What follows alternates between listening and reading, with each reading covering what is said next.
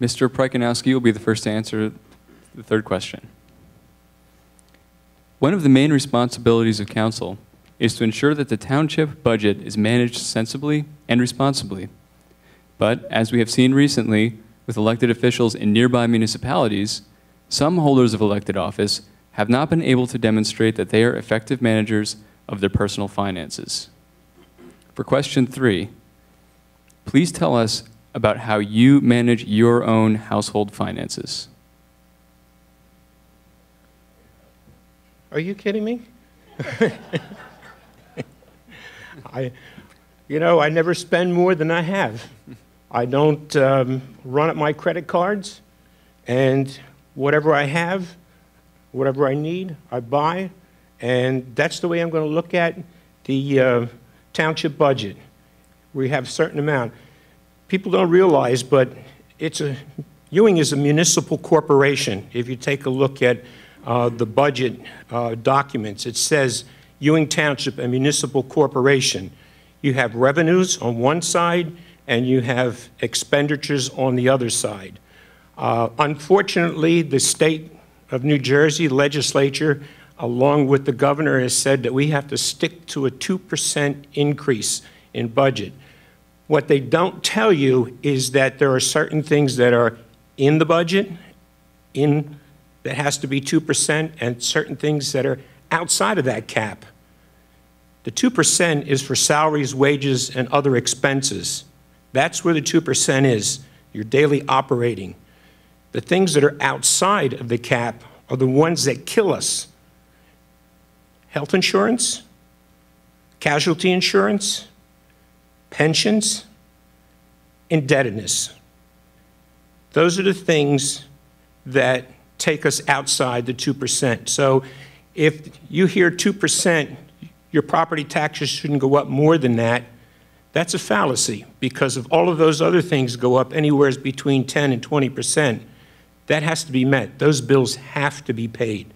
And those are the things we have to look at and see if there's other alternatives to us. Pensions, we can't do anything about, but some of the other things we can take a look at. Hope that answers your question. All right, thank you, Mr. Prykanowski. Mr. Schroth. In addition to paying my own bills, I run my own law office here in Ewing Township, and I have a secretary who I pay. I give her a paycheck every 2 weeks. I also provide her with health insurance, and when they take on a new case, I pay a filing fee to the state of New Jersey when I file a complaint on behalf of a client.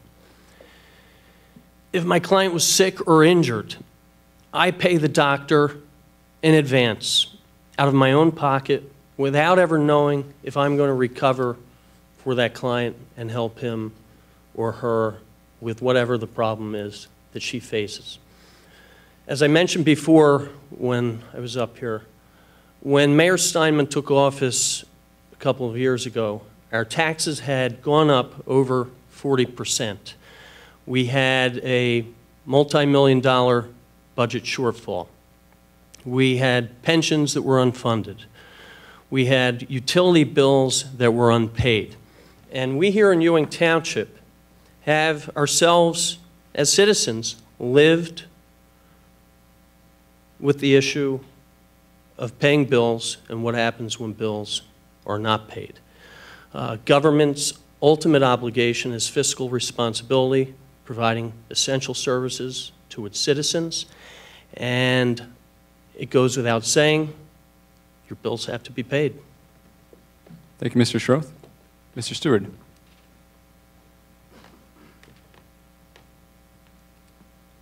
I'm going to stick with your final or your focus question. How do I run my finances? And I am going to tie it into a couple, hopefully, things that I've seen here in the township.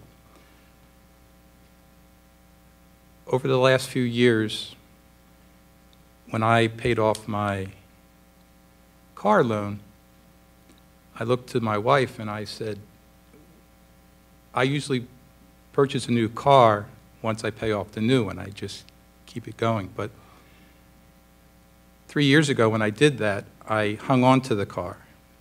because I could not, I didn't have the ability to, as I looked at my big picture, to just take on that new debt again.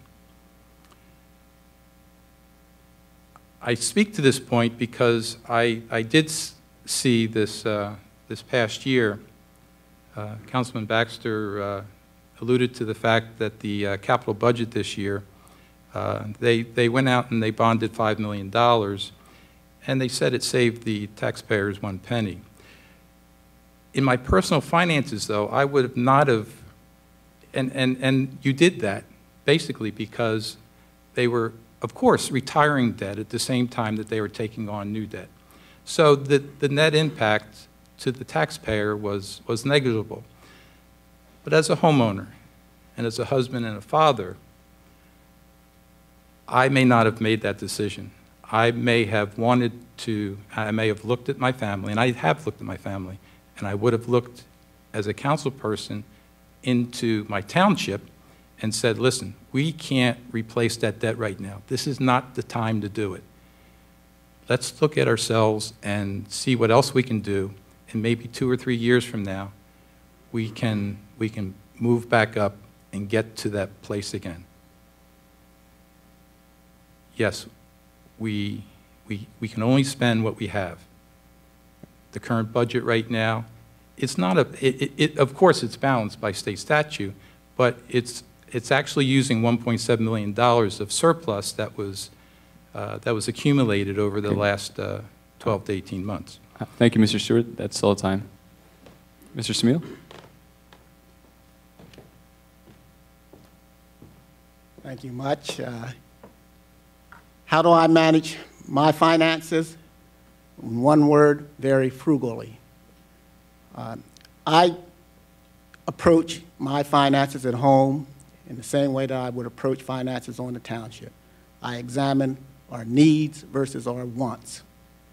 And I try to determine exactly where to draw the line between what we actually need and what are some wish list items.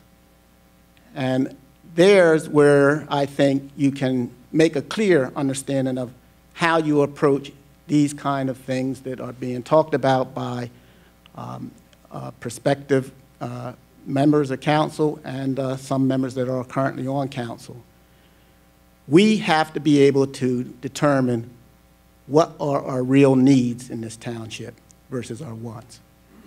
And if we're going to bond, then I think that we need to be certain that we bring the family of taxpayers into the fold to say, this is what we would like to bond for. Do you feel the same way? Do you feel it's a need for our township to do this? Do we need the capital expenses that are being proposed? Or is it just a want? And I think that's where you have to be very clear when you're dealing with budgets. You don't, as I said earlier in one of my statements, you don't budget in a vacuum. And you do planning in advance of making any kind of expenditures. So I separate, when I do my home finances, what do I need and what do I want? And I move from that vantage point forward. Thank you. Thank you, Mr. Smil. Mr. Baxter? Thank you. Simply, how do I manage my household finances? It's called Mrs. Baxter.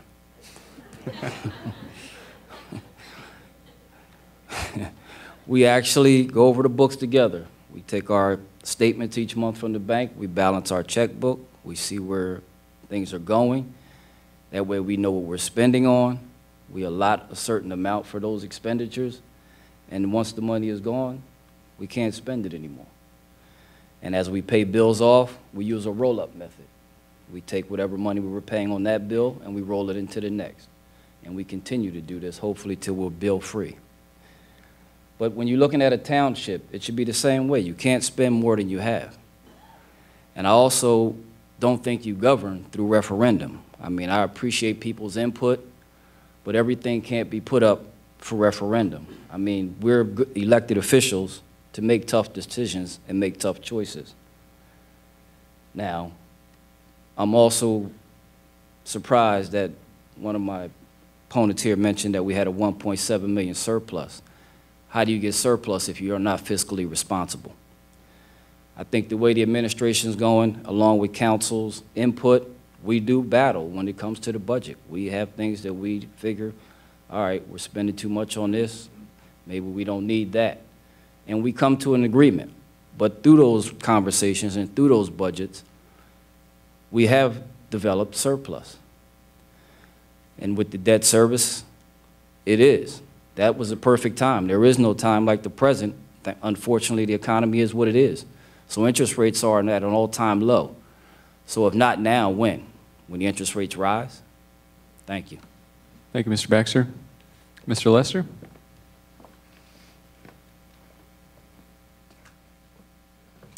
Personal finance, something near and dear to me.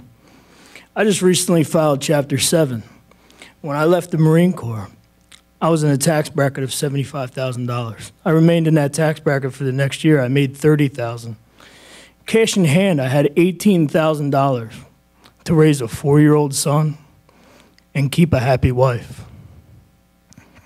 Nobody knows more than me being frugal. I drive a 1990 F-150.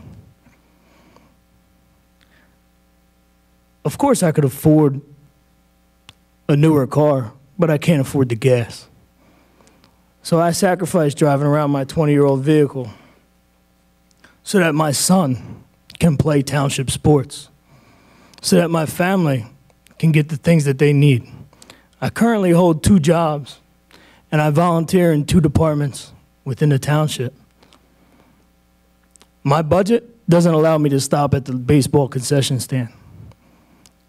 My budget forces me to go to Sam's Club and buy water bottles in bulk and carry them with me. I'm not happy I had to file Chapter 7. But in order to stay here in my beloved township, I had to.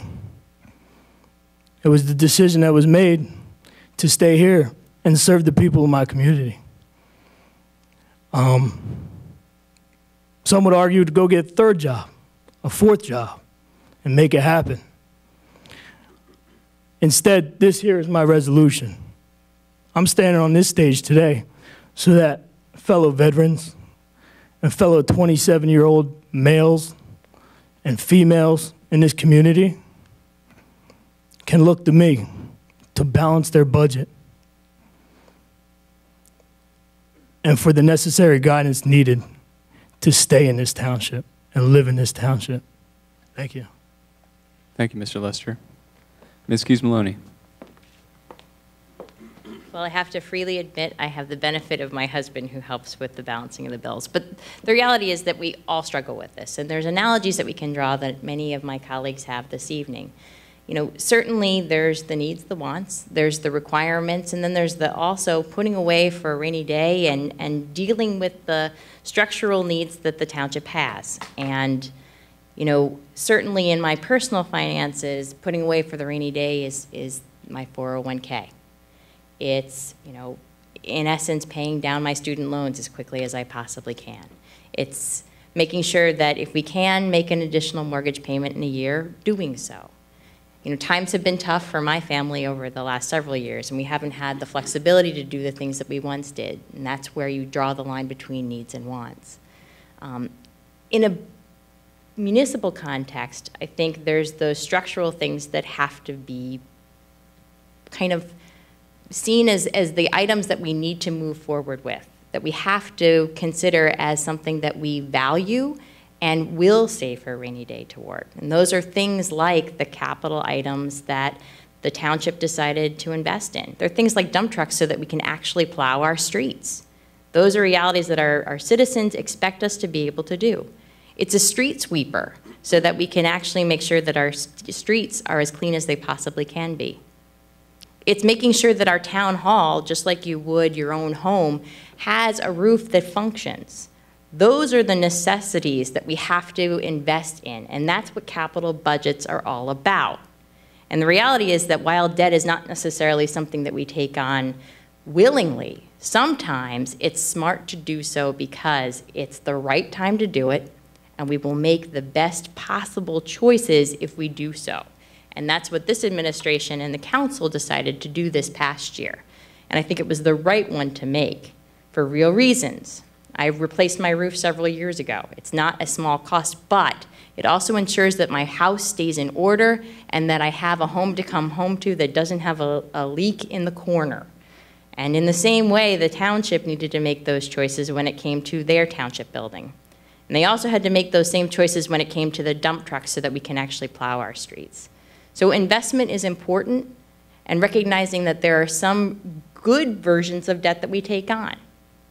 That's why we take on car notes. It's why we take and have a mortgage, right? Okay. So in the same way, as a member of council, it's my job to balance that checkbook and make those tough decisions. Okay. And if elected, I hope to continue to do that in both my private and public life. Thank you, Ms. Keys-Maloney.